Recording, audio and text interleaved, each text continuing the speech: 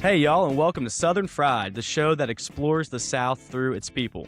Today, we're joined by a fellow podcaster who resides in the South. As a matter of fact, a fellow Birminghamian, and to make things even better, a Mississippi State Bulldog. Not only that, she's a best-selling author who has a gift of encouragement that you can see through her writing. For over 20 years, she's documented her ideas, life, and all that's in between on her blog, boomama.net, and has co-hosted the Big Boocast since 2007. She loves sporting events, cooking for friends, and a trip to downtown Birmingham, of course, to visit Helen. Please welcome to Southern Fried, Sophie Hudson. Hey, Sophie. Hey, Charlie. Thanks for having me. Listen, when you were reading that, all I could think of was, this makes me, I'm like the mammal of the internet, kind of. Like when you hear the years 2005, 2007. Yeah. Whew, it's been a minute. Well, It's been a minute online. Mhm. But you get everybody has a podcast now. You get to say, look, I've been around the block. I've been there. Oh, yeah. When Melanie and I started our podcast, and it really was 2007, it was because we had little kids at the time, and when they would nap, we would talk on the telephone. We had met online, like through our blogs. She's in San Antonio. I'm here in Birmingham. Yeah. And my husband would hear us laugh, and he said, he's an early adopter of everything, right? And so he said, y'all should start a podcast. And I was like, great. I don't know what that is. And so I kind of researched it as much as I could, and I went to the Comp USA that was out by the Galleria at the time, and Sure. I bought a microphone that was of really subpar quality, and off we went. And it was just one learning curve after another. It kind of still is, honestly. I was fortunate to speak to a local Kiwanis club recently about my podcast. Oh, And it was fun.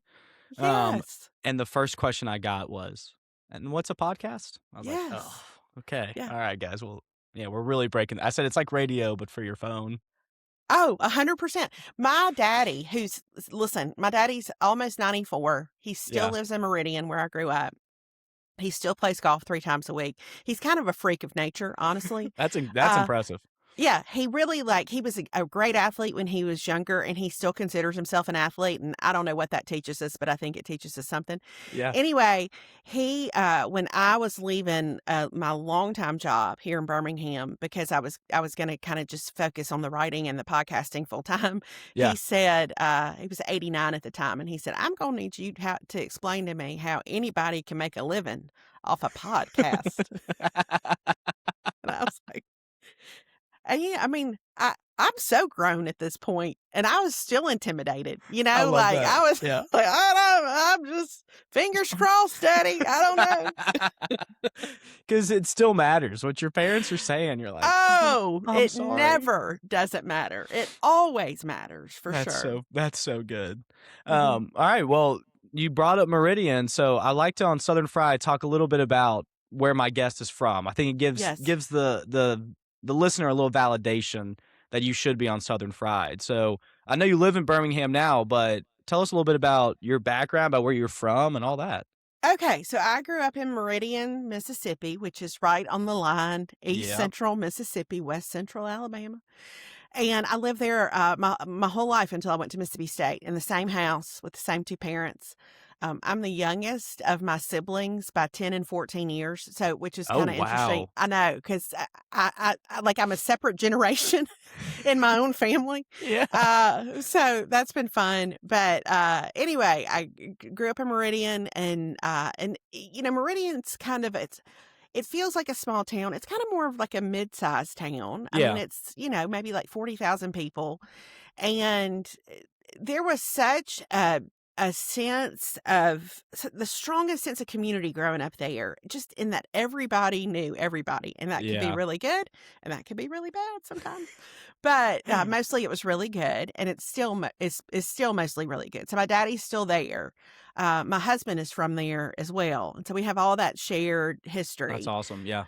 And I love running into people from there, because I feel like people who live in that part of Mississippi come over here to Birmingham all the time. So then I went to Starkville, because I went to Mississippi State. Beautiful.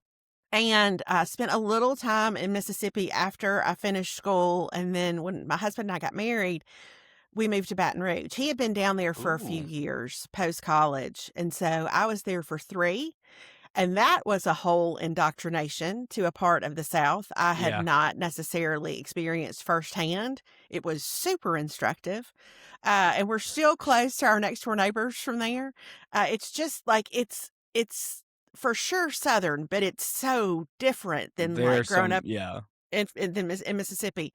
And then we moved to Birmingham almost 26 years ago. So we've been here for a minute, and it really, at this point, it's home. Yeah.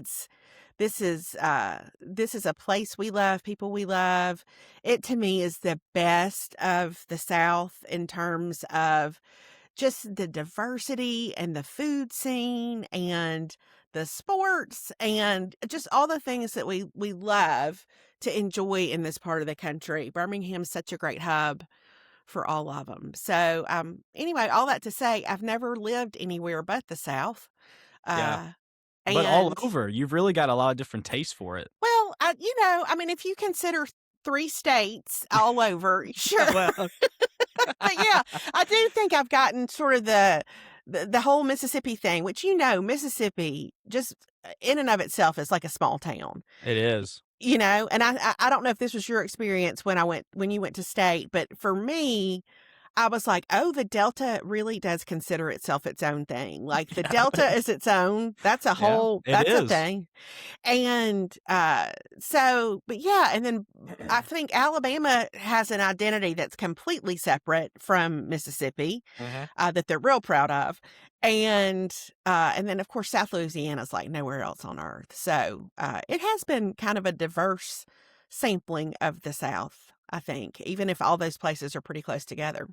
Well, but people may not realize just how, like, my I grew up in Birmingham, and then I Hmm. went to school in Starkville, and in my mind, like, Jackson was Birmingham, the areas Yes. around Jackson were Hoover and Yes. Homewood and Oak Mountain, all that kinda, like, but then I But no. actually moved there and I experienced it, I'm like, "Oh, no, I had this Oh, wrong the whole time." Like, we are all different, like, Alabama, Mississippi, Louisiana, we've got our own yes. flares, we've got our own good things and bad things, and it's like, 100%. we've got some different flavors in all of us. 100%. Yeah. I mean, I grew up, of course, in Meridian thinking that Jackson was the fanciest place on earth. I mean, there was nothing, there was nothing better than going to Jackson, going to Yeah. North Park to shop, get out of here. Like Okay, alright. that was something else. And then, not even realizing that Birmingham was over here, really feeling like they were about 20 steps ahead of everybody. Well, So, anyway, I don't know. It was a great place to grow up. We talked a little bit before we started to record about how the South is complex, yeah, but I think I will love the complexities of the South and ponder the complexities of the South for the rest of my life. Like I'm so fascinated by and grateful for the people that yeah. make it up and the stories that make it up. And I'm surprised a little bit by how much I continue to love learning about it and trying to understand it. And so I'm so grateful to get to live in this particular part of the country. Yeah, love it. I like when we got married, my wife and I was like, "Well, we're young. Should we like go somewhere?" And I was just like, "Oh, we just like we Yeah. love the South. Like we grew up here. This is our place, Yeah. you know." Do you okay, you Meridian kind of like small town vibes. Do you Sure. ever get that in the Birmingham area? Are you ever kind of like Oh.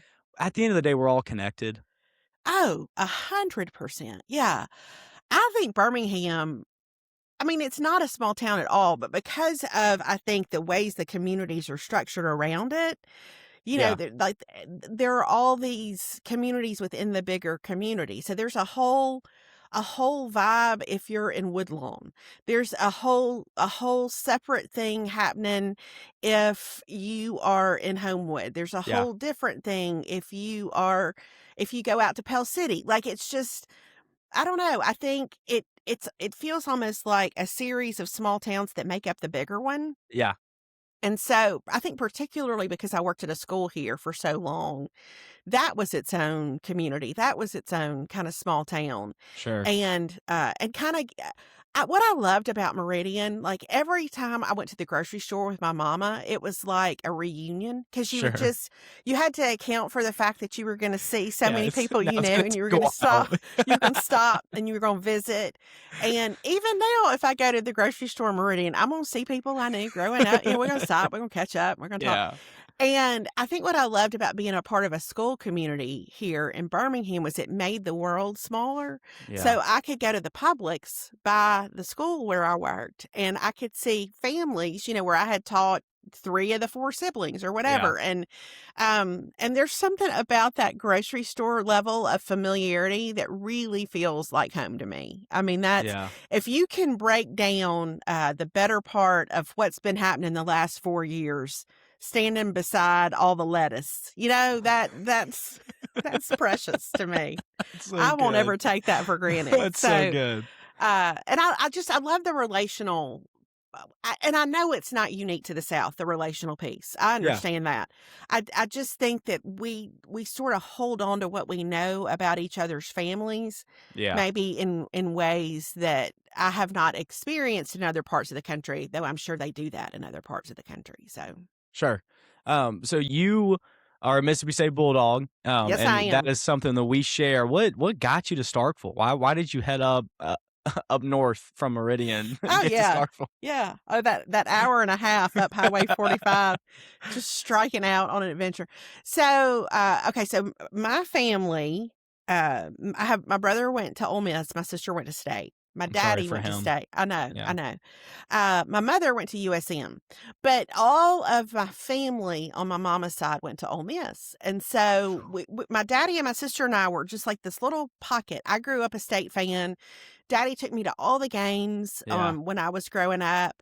He took me to see Will Clark and Rafael Palmeiro play baseball Jealous. when Duty Noble was just some bleachers, And so I just grew up thinking that was sort of my destiny, I think. Yeah. And it was. And so I didn't think very long and hard at all about where to go to school. I did go to Ole Miss one weekend with some high school friends, and I was so overwhelmed. And this is no shade against Ole Miss. Like It's a lot. I'm a little introverted. Yeah. And I remember we went to the game and we went to a fraternity party, and I was there about 5 minutes, and I was like, and I'm out. I'm gonna head on back. I couldn't. That pace was more than I was personally capable of. So Starkville felt like a fit to me. And I would tell kids when I was working at school, if you want a really deep relational collegiate experience, if you want to sit around and visit with people, if you are not opposed to a game night, not that there aren't other pieces to that, and not that we were not well familiar with the bars. Awesome. I'm not saying that. But there was just like when we got back from holiday breaks and stuff, we were going to go to the sorority house and honest to goodness place categories. Like we could not wait to be back in each other's company. Yeah. And so that tends to stay with you, I think. And we're still like that. I was with 3 of my best college friends at a wedding about 6 weeks ago. And when I tell you we had a time, and it was the same dynamics as when we were freshmen, sophomore, the whole way through college. It was a really sweet place. I always say, I feel like it's State. By and large, no matter what your major is, it just tends to attract people who like to build things and they like to grow things. Sure. And I don't even necessarily mean like crops. I mean like just relationships, right? Yeah. Or a shared history together. And so it's been the sweetest place to have gotten connected, when I was 17 years old, and to still be connected now in my 50s. I'm so grateful for it. It just has informed so much of my life and continues to stand for, I think, so much of what matters to me. And of course, the best baseball program in the country. Listen, if you want to get into that, Charlie, I'm so happy to get into that. Well, we have a game in 24 minutes. So we really do have a game in 24 minutes. And Ryan McPherson is pitching, which Yeah, he's been killing it. Yes, I have been the last 2 weekends to go to see the Bulldogs play baseball. That is its own joy. And I'll tell you this, in It's April, beautiful. it's beautiful. I'm going to recommend something to you. Okay. So, my college friends and I get together a good bit. I mean, we see each other probably 3 or 4 times a year, and we're pretty Yeah. scattered. But what we did several years ago is we rented, for just like a Tuesday night game, we rented one of the lofts. Oh, Let me tell you oh my something. gosh. Let me tell you something. I'm about to put a dream in your heart. Now, if somebody's listening and they don't That's know beautiful. what the lofts are, at Duty Noble Field in Starkville, there is a structure out in the left field, and it's how many is it? Is it like 12? I think 12. I think it's a 3x4. I think you're right. Uh-huh. There are 12 lofts. They're two bedroom condos out there, and people lease them for years at a time. And you can stand on your balcony and you can watch baseball. So we actually just for one night we rented a loft, and it was glorious. And so I'm in so April for the LSU series, a friend who has one of those lofts has graciously agreed to let my friend Melanie, who I do the podcast with, who's an Aggie who loves college baseball but has never been to Duty Noble. We're going to get to use that loft for the weekend. And I can feel that you right now, Charlie, are praising the Lord for this on my behalf. Praising the Lord, you know. But I'm so excited because her first trip to Duty Noble, Melanie's first trip to Duty Noble, we're gonna be in a loft for the whole weekend. It's gonna be incredible. It's also, do you know what else is going on in the city of Starkville that weekend? Oh, I do. The Dachshund Derby's going on. The best event in America, and I'll stand on that. I love it. I love it. I can't even believe that all this is going to happen at the same time, right? That really is beautiful for y'all. Yeah. Super Bulldog weekend. We're playing the LSU Tigers, which, by the way, can we talk about their first baseman for a second? Come on. I don't know if you have watched him hit a baseball, but Zach York. It's like he's holding a twig and that he swings with his whole heart. It's like Wes Ray, who was our first baseman, but Wes Ray has gotten tangled up with some steroids, and it's one of the best things ever. I cannot wait to hear the crowd at Duty Noble welcome him. I cannot wait. And welcome's a word. Welcome's a word. It is. I'm gonna say welcome. Yeah. I got the Starkville Derby, for people who don't know, is it's a wiener dog race. Think the Kentucky Derby, but dachshunds, and it's the best event ever. I got married last April. Okay. Our wedding anniversary is April 26th.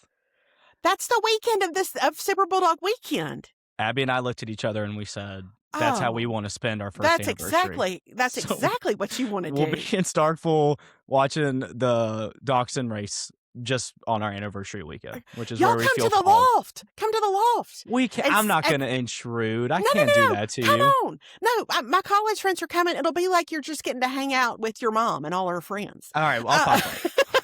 Y'all come. Twist my arm. Yeah, no, I'll tell you. I'll tell you closer to time. Y'all come see us. Okay, we will. Okay.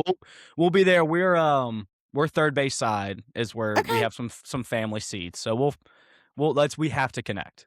Yes, we will, for sure. Okay, we're done. We will. God, that's beautiful. Isn't this? And this is what's great about podcasting that people don't get is now now we have this beautiful Mississippi State friendship over this. Oh, 100%. Like I love it so much. And like that's a whole experience too. Like just going to a game in Starkville is its own.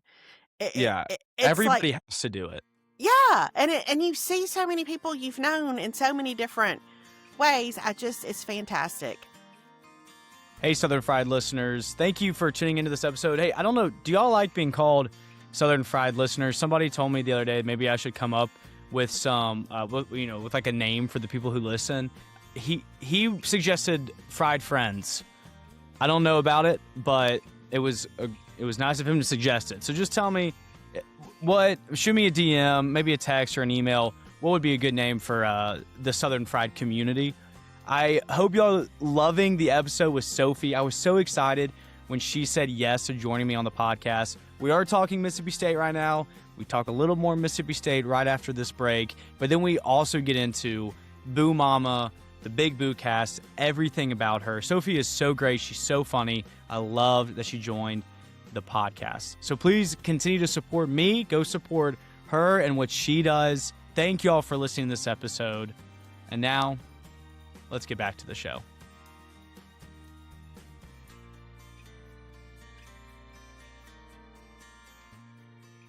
Do you go to the SEC baseball tournament when it's...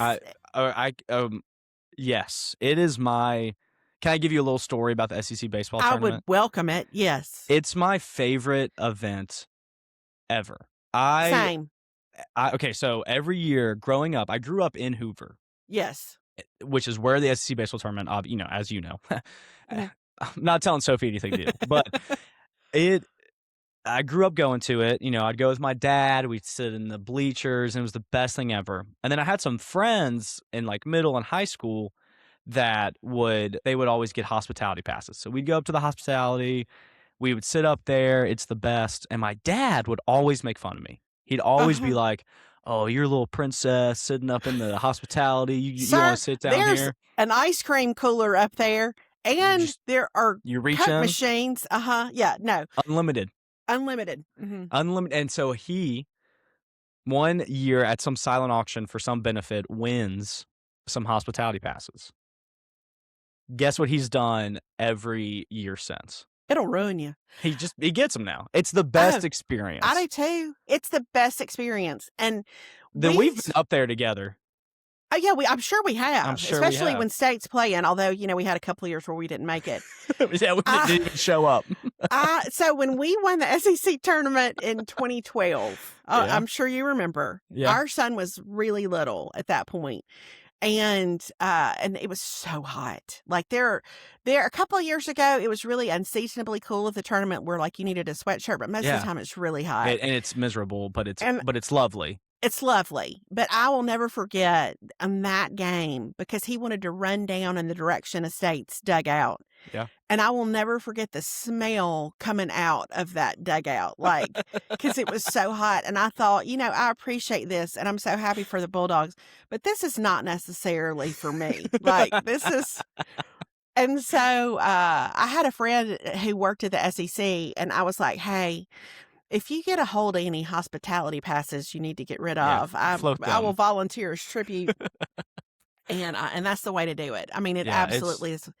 Yeah, to sit out on that patio upstairs and watch baseball is really it's a top 5 life experience for me. It's the most relaxing, comforting, I was made for this sort of moment. And I don't care who's playing. I'll go watch Florida play South Carolina. I'll watch any game. I'll watch anybody play anybody. Yeah. I love it so much. I'll skip work. And they do such a great job out in Hoover. They do such a great job with it, I think. It's people, and it's actually so refreshing to talk to somebody like this. People don't understand. I'll be like, yeah, I'll take off some days of work for this. And people are like, why? And I'm like, no, it's it's my heaven. It really is. Me too. It's so, it's the best.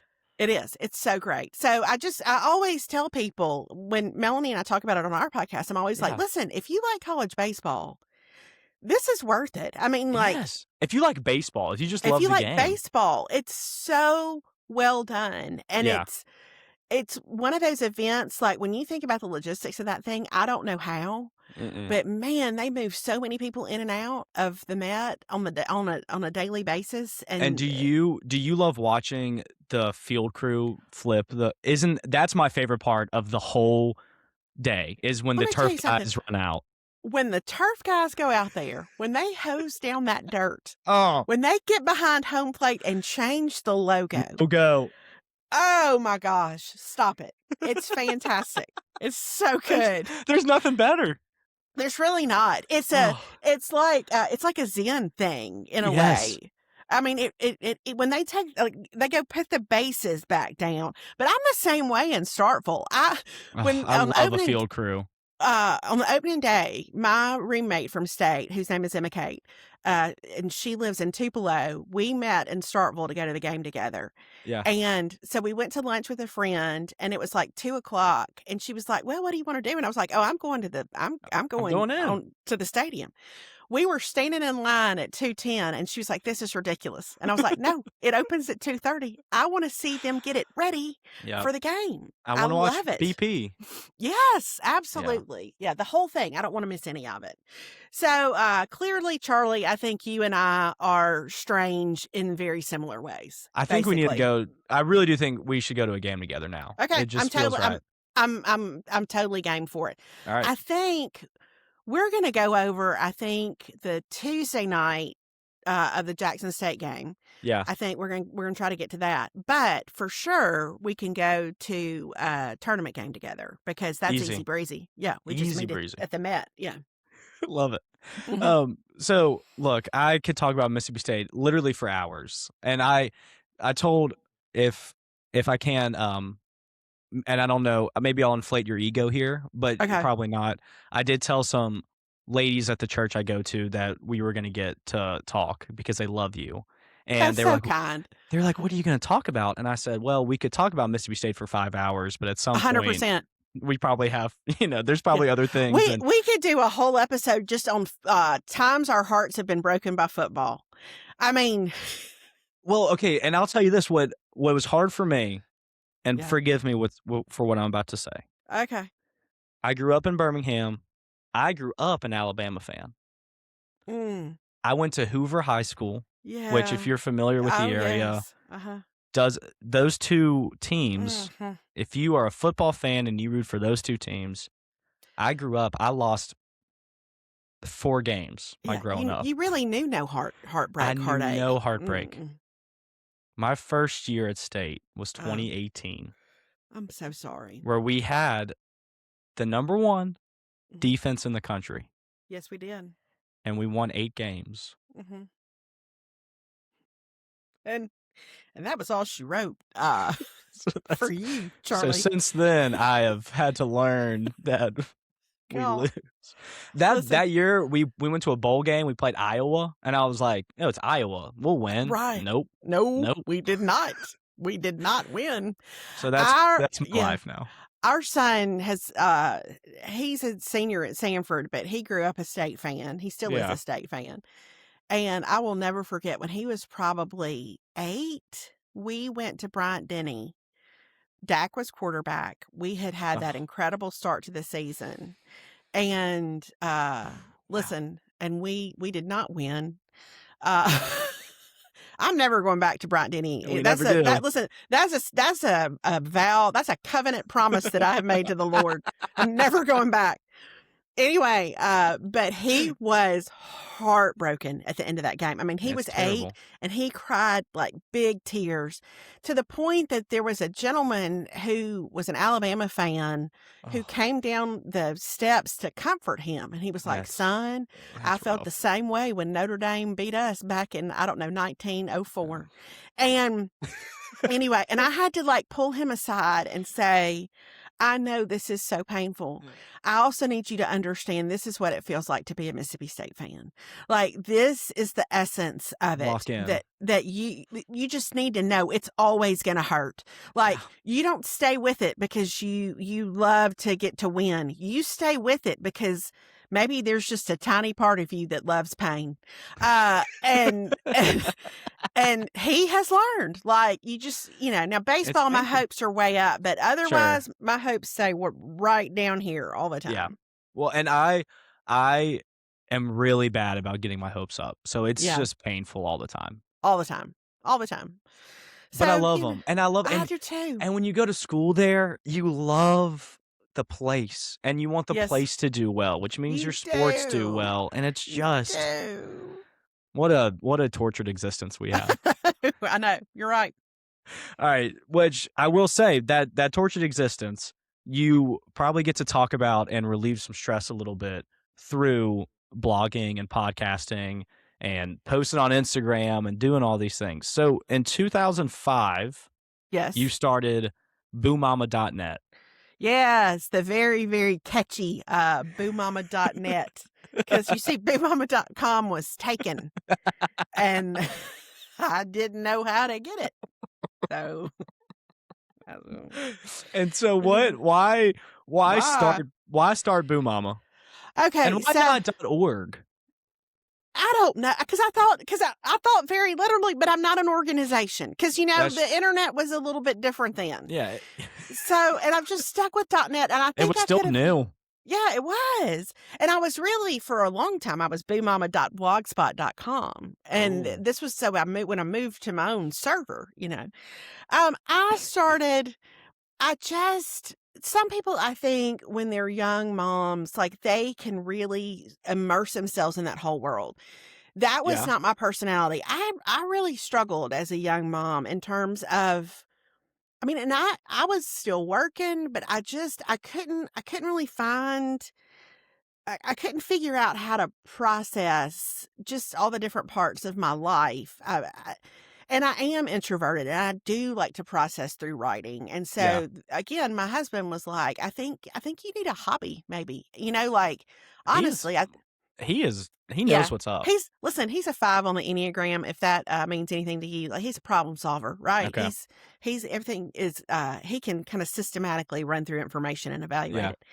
So, anyway, so I thought, you know what? I've been reading a lot of blogs. I love to write. I miss writing.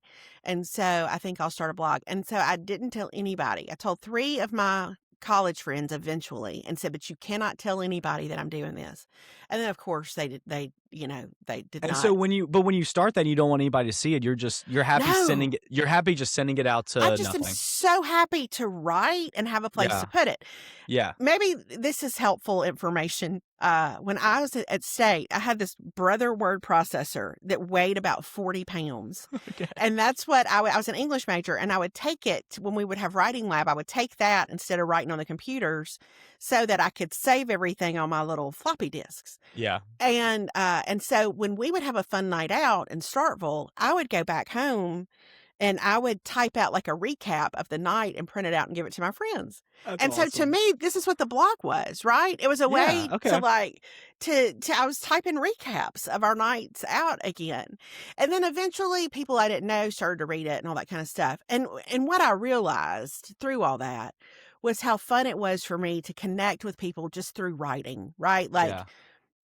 it was just something I was doing late at night, sitting in our living room. Like, it was not high stakes. I was writing about silly stuff. And then when I met my friend Melanie, who was in San Antonio, also blogging, we just had so much in common, including this really sort of fanatical love for college sports. Yeah. And in that crowd that we were sort of surrounded by online, that was not the norm. So Melanie and I kind of bonded instantly. And she knows heartache like bulldogs know heartache because she's an Sure. Aggie, right? Mhm. And so They have heartache with more money, which is just they have more money to fund the execution and recovery from the heartache. Yes. yeah. And so it just turned into this really fun way. I think, there was something about me about early motherhood that was a little lonely because I was a working mom. And so I Yeah. missed some of the opportunities to connect with other women that maybe you have if you're not working when you Yeah. have a little kid. And so for me, that was happening online. And it was so weird at the time.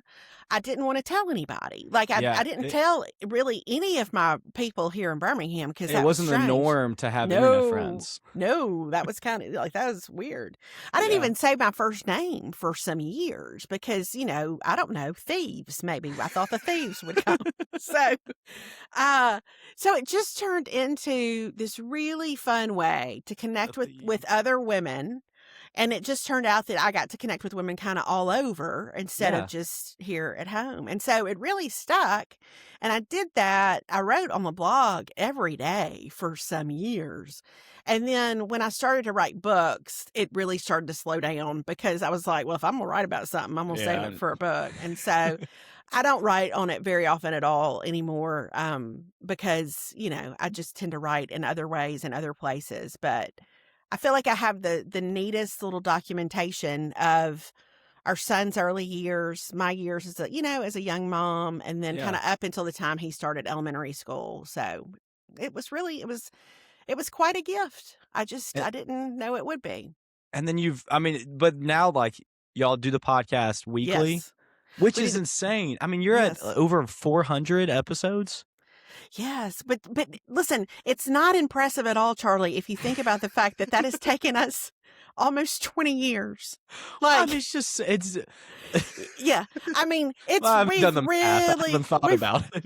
really stretched it out. But it was the thing that when we would go, because I think when you write books, people always think that then you can speak.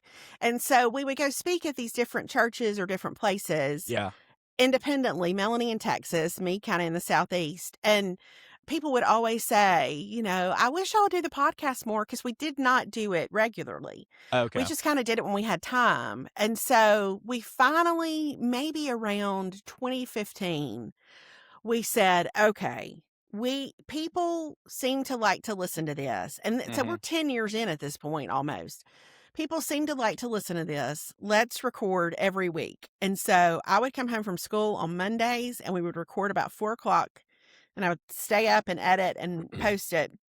And then once we started doing that, when we went like to a weekly schedule, then suddenly advertisers were interested in us Yeah. because we had more of a schedule. And so the combination of those two things started to make it feel more like a viable, it was for sure a viable side hustle sort of deal. Yeah. But Which you then could say to your dad, yeah. And then, and probably I guess in 2020, we started a Patreon, and that was another big game changer for us. So to offer that subscription content, and that was a great way to sort of monetize the podcast without changing the podcast. So for almost 10 years, y'all just did it for the love of the game. Oh, 100%. Yeah. We really started out, the first episode we ever did, we read an InStyle magazine together. Like Okay. literally, like just thumbing through. Like we were just on a phone call, That's awesome. And then we started to understand it better. I also have one of my really good friends here in Birmingham is Jamie Golden, who does the Popcast. Yeah. And Jamie and Knox started their podcast a little after Melanie and I did, but they were immediately better at it. Like they were immediately like professionals, goal-oriented, methodical, planners. And Sure. so Jamie was so kind when around 2015, when Melanie and I were like, maybe we want to do something with this besides Yeah. record every, second Tuesday of the fourth month. Jamie was really kind in terms of saying, all right, well, here's what that looks like for us. Yeah. And she's always been such a great sounding board. I saw her yesterday, and even yesterday we were talking about, advertiser stuff and sort of the business of that side of things. And so it's been real helpful to have Jamie and my friend Erin, who does Faith Adjacent, like to have friends in Birmingham who are part of that world. Otherwise, I Yeah. think it might be lonely too. So Birmingham has such a neat creative community, and I'm just really grateful that podcasting is a part of that because, I think we all need sounding boards and places to bounce ideas off of each other For and to sure. understand stuff better. And so that's been really, really helpful. And then you like now, because you're not blogging as often, but Right. the podcast is constant. And do you find community through like y'all's listeners Oh, yeah. through Instagram and through Facebook? Like, do people interact with y'all? Yes. Because, again, I told you the moms that I knew were going to be so happy that you were coming on. One of them loved Weeda Wednesdays, like wanted me to like, she loved that. And she like felt like there was like, she felt who you were through it, and so like all these things that you might do on social media or the podcast, have y'all found that community now with these people? Yeah, we have, honestly, I would say we have the kindest listeners, just so kind, and who are in it with us. And we started probably 4 or 5 years ago doing live shows. And listen, our people, they show up and they're so fun. And Yeah. listen, the moms get in the wine and they get It's rowdy. rowdy They bunch. come in their floral dresses and it makes me so happy. But yeah, it's really been. Here's the thing. I think there's so much right now, particularly, that can divide us. And I think one of the things that's happened with our podcast and with our listeners is that Yeah. they get to know us in a way so that, like, Melanie and I may see something differently, or I may see something differently than the people who listen to us. But it's like any relationship in real life. When you kind of have a sense that you know one another's hearts, Yeah. you can disagree or you can push back in a loving way without jeopardizing the relationship. And I have really been reminded this year in particular that we have have had that with our podcast people. Like they give us a really wide berth of grace to be fully who we are, and to not demand that we're the same as them about Yeah. everything. And I think that to me is that I would consider that a healthy relationship in my real life. Yeah. And so it means a lot to me. Just I don't know, the ways that they continually welcome us into their real lives, and the ways that when we run into each other at the summit, or in Homewood or wherever, or when I'm with Melanie in Texas, it feels like the most natural connection, because we have shared so much of our lives through the podcast, and they Yeah. have shared so much of their lives with us through the comments that they leave, the messages that they leave, the way they participate in our Patreon. So it's one of those things. I think all the time, if you had told me in college, hey, when you get to be in your 50s, you're going to do something called a podcast. So that would have been the first mystery, right? Yeah. But you're going to feel like you have all these connections and all these friends with women you may not see face to face. That would have been a whole weird thing. Yeah. But it's not weird. Like, it's not weird. And I think that there is an odd relationship that forms, or an oddly kind of satisfying relationship that forms when you're talking back and forth to people over the course of a really long time. So Yeah. our listeners are fantastic. And by the way, that was so kind for somebody who said she loved Weeda Wednesday, which was a thing I Yeah. did during COVID on Instagram. And my next book is actually about my mama. Oh, that's So awesome. so that's been fun. And I've only just shared that over the last week on Patreon. And like the fact that people would care about my mama and what she taught me, And they want to that's read the it. Yeah. sweetest thing. But I love if everybody could just stop in the world and say, "Oh, I disagree with them. Okay, let's Yeah. move on." Like if we Okay. could just all say that, like we agree on so much more. We've got to stop getting so hung up on these little things, you know? I And I know. love And that your listeners care about y'all as people and then y'all as yes. humans more than what you might disagree on. Yeah.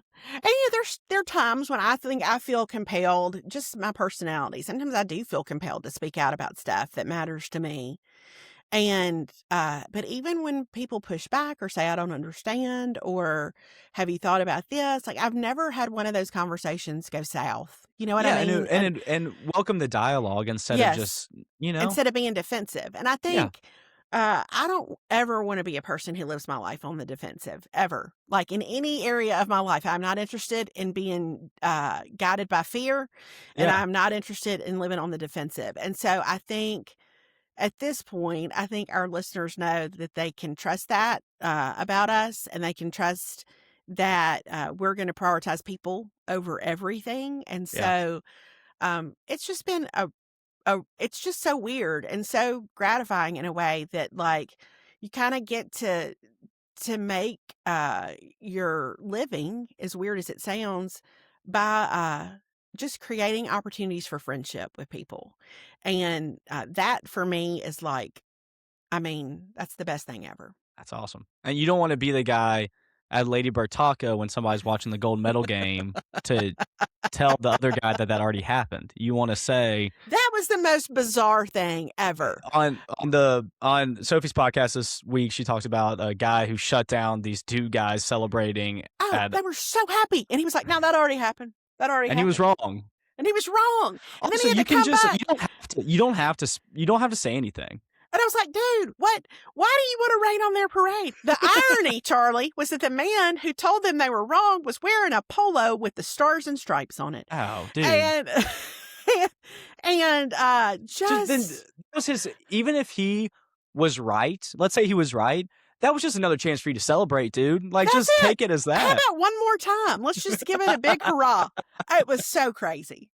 We had the gold medal game on at church because it was like I work at a church, so it was during our Sunday school hour. And so I just had a TV on with the game and the kids are watching it. And this one dad walks into the church and he had his phone out like this. And I go, hey, it's over here. And he goes, oh, thank God. So now it's all these 12 and 13-year-old boys watching it with this dad, It was awesome. You can minister in a variety of ways, Charlie. Amen. You really can. Amen. Mm-hmm. You can. I was at your church, by the way, last year. You were a speaker? Yeah, at a women's retreat. I had the best time. Time. Thank you. They, again, so, at church, and you get this, you have committees. And these committees meet and we talk on these committees. But on one of the committees that I love, a committee that I actually really love all the people. I just knew that we had dinner Tuesday to recap something, and I knew some of the ladies there would just be so happy that you agreed to come on the podcast. So I told them, and they were at the women's retreat that you spoke at. So they were just so happy. But I want to say this, because we can start kind of getting close to closing, but you can see like what you're talking about with your listeners. You can see that people genuinely just love to hear y'all talk and hear your ideas because they love y'all as people, which is just, I think, really speaks a lot about the two of y'all hosting your podcast. Oh, that's so kind. Listen, we are just we always say we're just a couple of fools who met on the internet, and so we are forever a couple of fools who met on the internet. But hopefully, we're consistent in our foolishness, and so people want to listen. Hopefully that's a comfort to others. Yeah. Well, Sophie, I've got really just one more question I want to throw your way as we start to wrap up. Okay. Let's say one day you felt compelled to start a new podcast that was exactly like Southern Fried, and you had to get people on your show who are from the South, who love the South. Who are you calling up and saying, hey, you've got to get on my podcast? Okay. Very first person who comes to my mind. Well, there are two that immediately come to mind. Okay.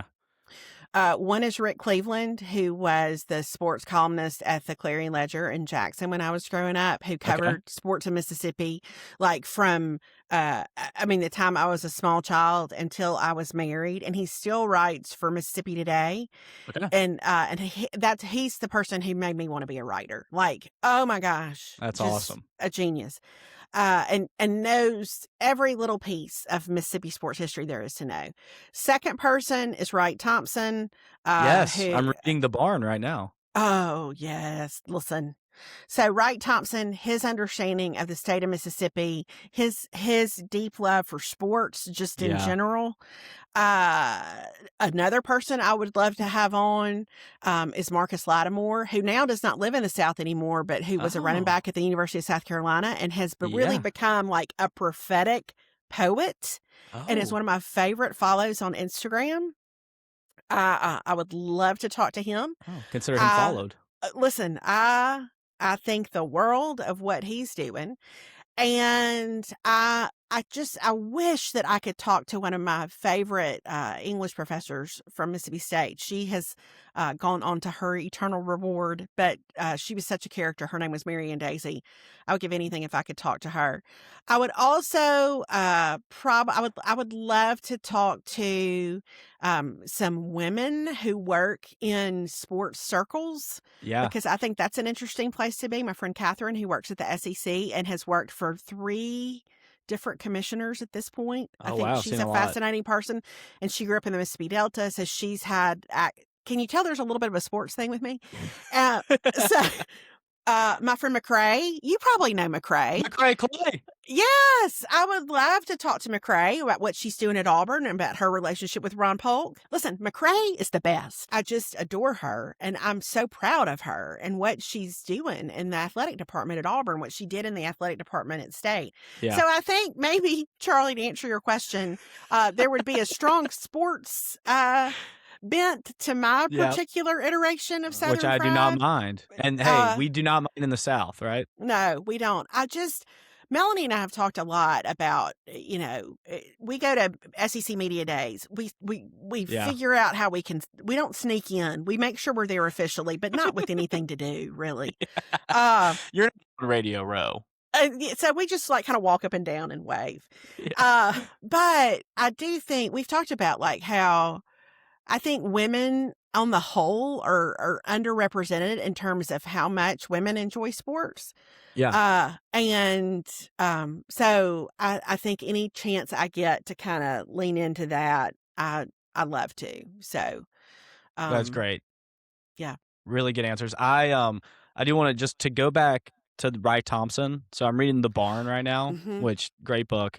Hard to get through. It's actually I've been reading it for a long time because especially the beginning of that book, you read it and you're like, all right, this is all it's hard to get through.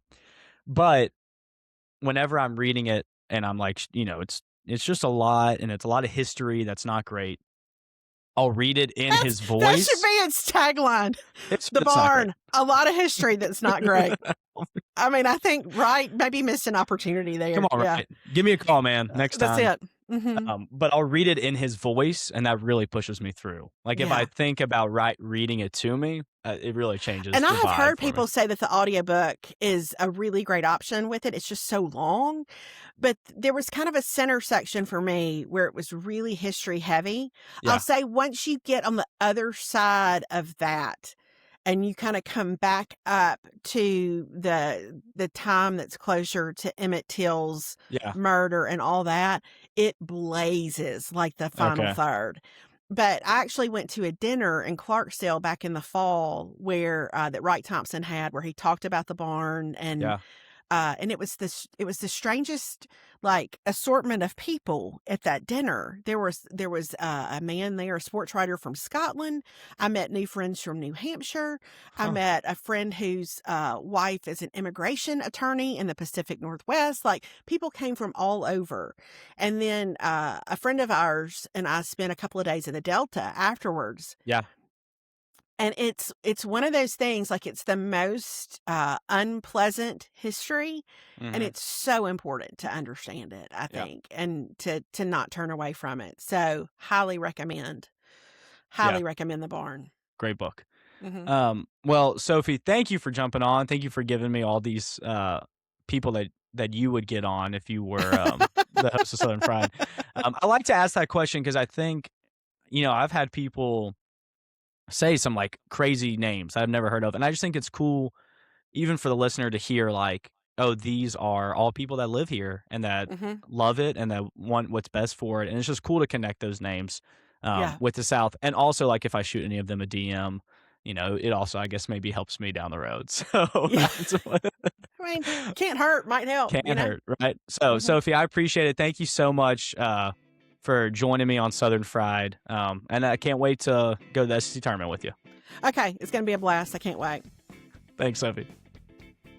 Well, listeners, that concludes our episode with Sophie Hudson. Anybody that calls himself the mamaw of the internet, you've just got to get on your Southern Fried podcast. And I am so thrilled that Sophie joined me. Hopefully, y'all got to learn a little bit about her, learn a little bit about her journey blogging and podcasting and living in the South and being a part of that community that we all find down here. If you haven't yet, go check out the Big Boocast wherever you get your podcasts. Go support her and Melanie, what they're doing over there. You've got to support the mamaw of the internet. If you're not listening to what she puts out there, then maybe you don't love your own mamaw. And I know you do. So please go support her. Go support Melanie over at the Big Boocast. If this is your first time listening to Southern Fried, thank you for joining us. We put out episodes close to weekly of people all across the South who have different walks of life, from artists to teachers to musicians to chefs to meteorologists to anybody that we can connect in the South. We want them on this podcast. Thank you for listening. And hey, y'all, come on back.